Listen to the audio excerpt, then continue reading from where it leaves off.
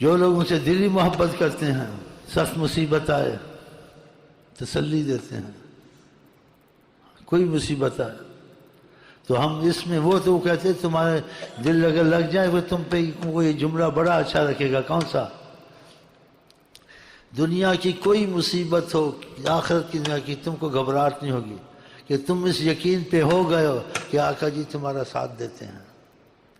اس لیے وہ کہنے والے جب کہتے ہیں جن کو یقین ہوتا ہے، جن کی بنی ہوتی ہے ان کے ساتھ، وہ کہتے ہیں پتہ کیا، ہم وہاں سے تسلی رکھتے ہیں، وہ نہیں گھبراتے، ہم وہاں سے تسلی رکھتے ہیں۔ خدا کہ ہم آپ ایسے جڑ جائیں کہ ہمیں آپ کو وہ تسلی کا جیسے کہتے ہیں نا وہ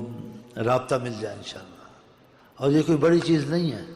آقا جی بڑے سخی ہیں، لیکن ہم لوگ جو بے قدری کریں گے، بے قدری کی وجہ سے یہ نعمتیں ہاتھ سے جاتی ہیں۔ بے قدری دل میں نہ کریں، آج سے سچے غلام مصطفیٰ بن جائیں دل سے، ان کی ہر بات کو اہمیت دیں اور صبر سے کام لیں، وہ خود ہی تم کو ٹھیک کر دیں گے، تمہاری اولادوں کو ٹھیک کر دیں گے، تمہارے کام کو ٹھیک کر دیں گے، تمہارے رزق کو ٹھیک کر دیں گے، تمہارے گھر میں جو مصیبتیں ہیں وہ نکلنی شروع ہو جائیں گی۔ وہ ہر چیز میں تمہارے پہ رحمت کی نظر کر دیں گے، وہ چیزیں خود ہونی شروع ہو جائیں گی جب تمہارا دل اور نیت صحیح ہو جائے گا حضرت محمد مصطفیٰ سے۔ دل نیت کو ہر کوئی نہیں جانتا ہے، آقا جی اس کو جانتے بھی ہیں اور اس کو ثبوت پیش کر دیتے جو اس نے کیا ہوتا ہے کہ تم نے ایسے کیا تھا، فلانے وقت یہ سوچا تھا،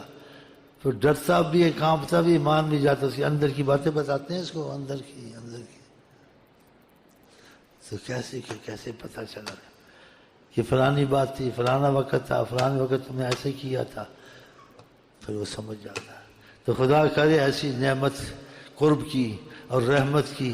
ہم کو تم کو نصیب ہو جائے، اور ہماری تمہاری نیت حضرت محمد مصطفیٰ سے آج کے بعد بالکل سچی ہو جائے، اس میں گڑبڑ، دال میں کالا یا ہاتھی کے دانت لگا کے نہیں چلنا ہے۔ ہاں یہ خیال رکھنا، سب پتہ ہوتا ہے ہم کو۔